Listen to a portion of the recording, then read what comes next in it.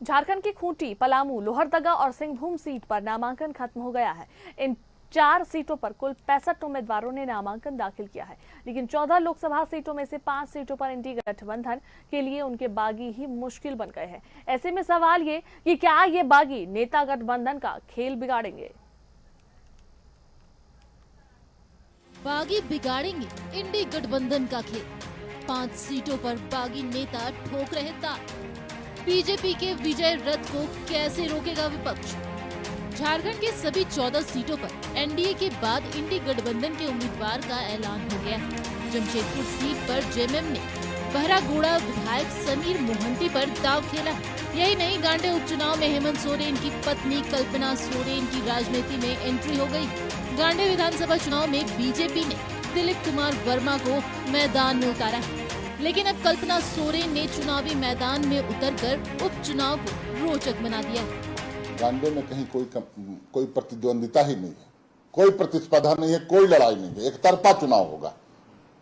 आप गांडे चले जाए, आपको पता चलेगा वहां के लोग कितने उत्साहित हैं कल्पना सोरेन जी के नाम से ही। और वो 2-4 बार जो दौरा हुआ उनका, उसमें बहुत सकारात्मक रुझान सामने आया।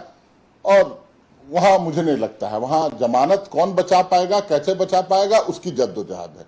हम लोगों की जीत पक्की है, बहुत बड़े मार्जिन से। देखिए, कल्पना सोरेन जी को गांडे से चुनाव लड़ाना ये परिवारवाद की पराकाष्ठा है। अभी तक वो, मुझे लगता है, भारतीय झारखंड मुक्ति मोर्चा की सदस्य तक नहीं बनी, और एक बारगी उन्हें कैंडिडेट बनाया जाना, कोई मीटिंग नहीं होना, कोई मंथन नहीं होना, और इस तरह से 2 चीजें यहां दिखाई देती हैं, गांडे में भी और रांची में भी ये स्थितियां हैं। और ये हार के दिशा में ये बढ़ रहे हैं। और भारतीय जनता पार्टी विधानसभा उपचुनाव भी जीतेगी और लोकसभा की 14 की 14 सीटें एनडीए जीतेगी। बीजेपी के विजय रथ को रोकने के लिए जेएमएम, कांग्रेस, आरजेडी और वाम दलों ने हाथ मिलाया, लेकिन ऐसा लगता है कि इन दलों के दिल नहीं मिल रहे। 5 सीटों पर अपने को चुनौती दे रहे हैं। लोहरदगा में कांग्रेस के सुखदेव भगत के खिलाफ मैदान में जेएमएम विधायक चमरा लिंडा। खूंटी में कांग्रेस के कालीचरण मुंडा के खिलाफ जेएमएम नेता बसंत लोंगा ठोक रहे ताल। चतरा में कांग्रेस के केएन त्रिपाठी के खिलाफ आरजेडी के गिरिनाथ सिंह का जंग का ऐलान। कोडरमा में माले के विनोद सिंह के खिलाफ जेएमएम नेता जयप्रकाश वर्मा ने भरी हुंकार। राजमहल में जेएमएम के विजय हांसदा के खिलाफ लोबिन हेम्ब्रम का चुनाव लड़ने का ऐलान। इंडी गठबंधन में जारी घमासान पर बीजेपी ने तंज कसा है, साथ ही सभी सीटों पर जीत का दावा किया है। इन्होंने दावा किया था कि हमारा एक ही उम्मीदवार हर एक सीट पर लड़ेगा, लेकिन देखिए क्या स्थिति हो गई है। जयप्रकाश वर्मा कोडरमा से लड़ने की घोषणा कर चुके हैं, जेएमएम के बड़े नेता हैं। चमरा लिंडा सिटिंग एमएलए हैं, वो लोहरदगा से लड़ने जा रहे हैं।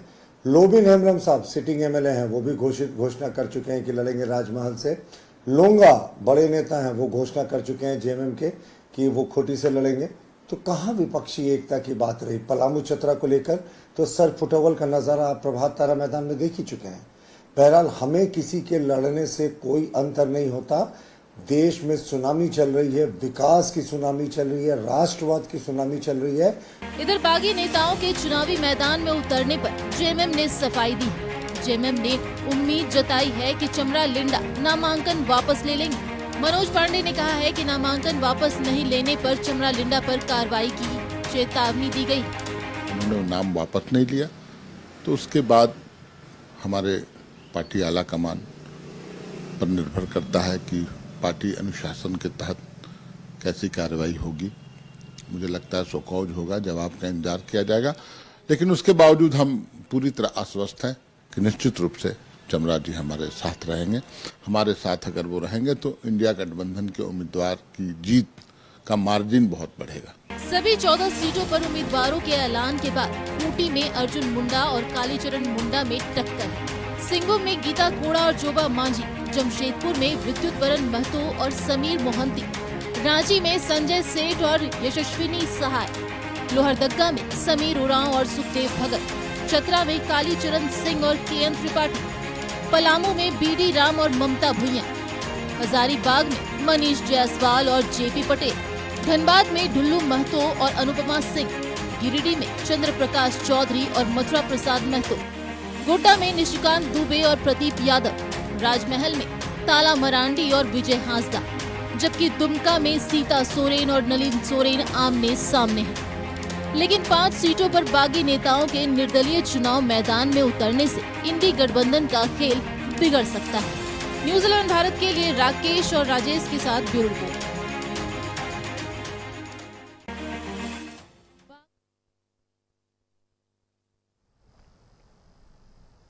इस बार अधिक बातचीत के लिए हमारे संवाददाता दीपक जुड़ रहे हैं, सीधा उनका रुख करते हैं। दीपक, देखिए झारखंड में 4 सीटों पर जो है नामांकन अब खत्म हो चुका है और इन 4 सीटों पर कुल 65 उम्मीदवारों ने नामांकन दाखिल किया है। लेकिन 14 लोकसभा सीटों में से 5 सीटों पर इंडी गठबंधन के लिए उनके बागी जो है मुश्किल पैदा कर रहे हैं। तो सवाल ये जरूर उठता है कि क्या बागी नेता गठबंधन का खेल बिगाड़ेंगे? जी बिल्कुल, देखिए झारखंड प्रदेश में पहले चरण का जो मतदान है वो 13 मई को होगा और इसके लिए नामांकन पर्चा भरा जा रहा था और नामांकन पर्चा भरने का समय जो है वो समाप्त हो गया है। पहला चरण के जो चुनाव होगा वो लोहरदगा, खुट्टी, सिंहभूम और पलामू लोकसभा सीट के लिए चुनाव होगा और इस चारों लोकसभा सीट के लिए जो कुल प्रत्याशियों ने जो पर्चा भरा है, 65 प्रत्याशियों ने पर्चा भरा है। लोहरदगा से 17 उम्मीदवारों ने पर्चा भरा है, जबकि खुट्टी से 16 उम्मीदवारों ने पर्चा भरा है और सिंहभूम से सबसे अधिक 21 प्रत्याशियों ने पर्चा भरा है और पलामू से 11 प्रत्याशियों ने पर्चा भरा है। तो कुल 65 उम्मीदवार जो है वो चुनावी मैदान में है, जो बड़े दल के भी नेता है, छोटे दल के भी हैं और कई निर्दलीय उम्मीदवार भी हैं। जिस तरीका से आपने कहा कि जो बागी होकर के जो चुनावी मैदान में उतर रहे हैं वो इंडी गठबंधन को मुश्किलें खड़ा कर सकते हैं। जाहिर सी बात है, जब बागी होकर के जब चुनावी मैदान में प्रत्याशी उतरते हैं तो कहीं ना कहीं नफा नुकसान जो है वो किसी न किसी को जरूर पहुंचाते हैं और इस दृष्टि से भी एनालिसिस लोग करते हैं। खुट्टी लोकसभा सीट से अगर बात करें तो भाजपा के जो प्रत्याशी है अर्जुन मुंडा और उसके सामने कालीचरण मुंडा जो है कांग्रेस के प्रत्याशी है, वो आमने सामने हैं। लेकिन जेएमएम के जो नेता है बसंत लुंगा वो भी चुनावी मैदान में उतर गए हैं। तो वैसे में बसंत लुंगा का क्या भूमिका होगा, क्योंकि बसंत लुंगा का भी उस क्षेत्र में अच्छा प्रभाव है, अच्छा पकड़ है और वैसे में जब वो चुनावी मैदान में उतरेंगे तो किसी ना किसी को नफा और नुकसान जरूर पहुंचाएंगे। और पिछले बार का अगर लोकसभा चुनाव की बात करें 2019 की, तो कालीचरण मुंडा और अर्जुन मुंडा के बीच सीधा जो मुकाबला है वो हुआ था और लगभग 1400 वोट से जो है वो अर्जुन मुंडा ने जीत हासिल की थी। तो जीत का अंतर बहुत ज़्यादा नहीं था और ऐसी परिस्थिति में जब बसंत लुंगा चुनावी मैदान में उतरेंगे तो जाहिर सी बात है कि उस सीट को कहीं ना कहीं संसदीय खुट्टी लोकसभा सीट जो है वो काफ़ी हॉट सीट माना जा रहा है इस दृष्टिकोण से कि बसंत लुंगा का क्या प्रभाव पड़ेगा बीजेपी के लिए या फिर कांग्रेस के लिए।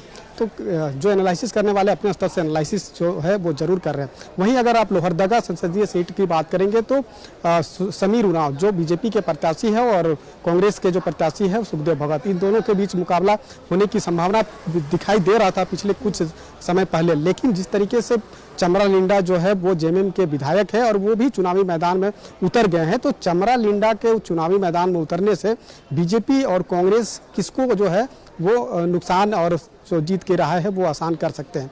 लेकिन इसमें भी कई तरह के एनालिसिस किया जा रहा है। खासतौर पे कांग्रेस जो है वो इस बात को मान रहे हैं कि चमरा लिंडा के उतरने से कहीं ना कहीं कांग्रेस को इससे नुकसान हो सकता है।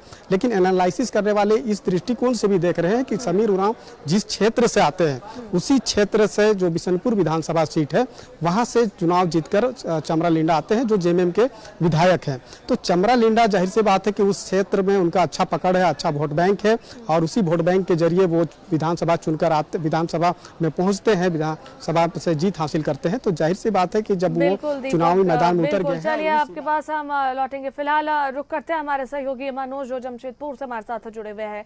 मनोज, देखिए झारखंड में 4 सीटों को लेकर जो नामांकन था वो अभी खत्म हो चुका है और इन 4 सीटों पर कुल 65 उम्मीदवारों ने नामांकन दाखिल किया है। देखिए यहाँ मैं आपसे भी वही सवाल करूंगी कि देखिए 14 लोकसभा सीटों में से 5 सीटों पर इंडी गठबंधन के लिए जो है बागी उनके जो उम्मीदवार है वो मुश्किल बन गए हैं और ये सवाल उठता है कि क्या आगे चलकर यही नेता जो है गठबंधन का खेल बिगाड़ सकते हैं और मुश्किलें खड़े कर सकते हैं?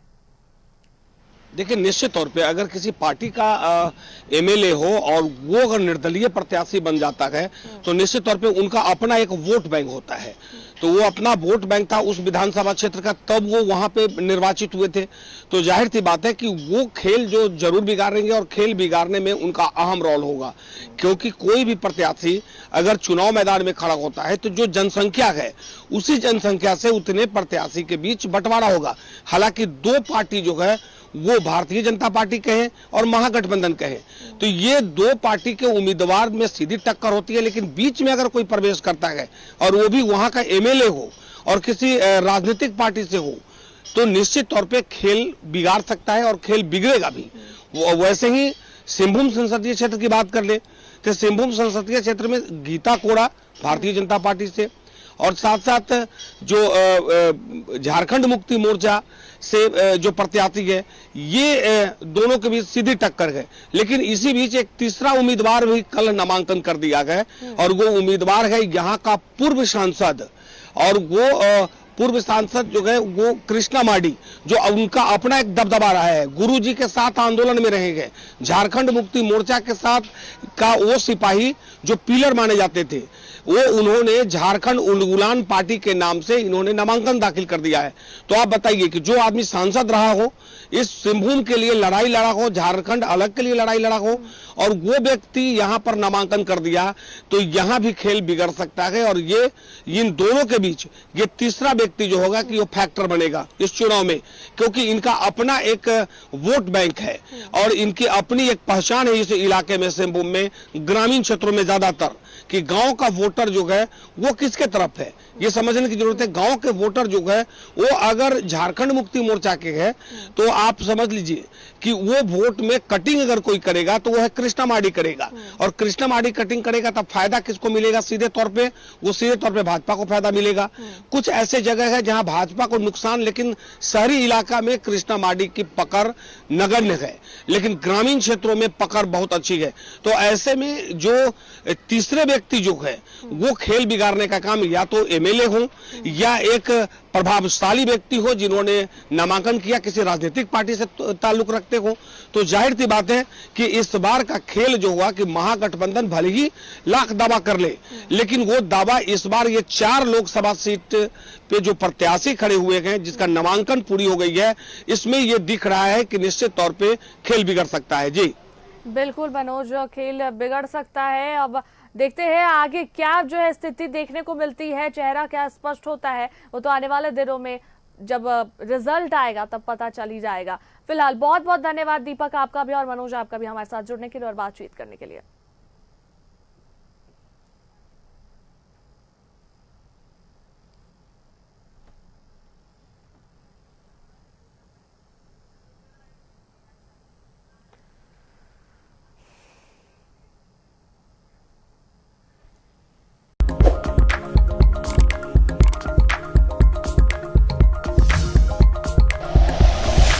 Like and share videos, subscribe करें हमारा चैनल और प्रेस करें बेल आइकॉन। न्यूज़ 11 भारत, सच है तो दिखेगा।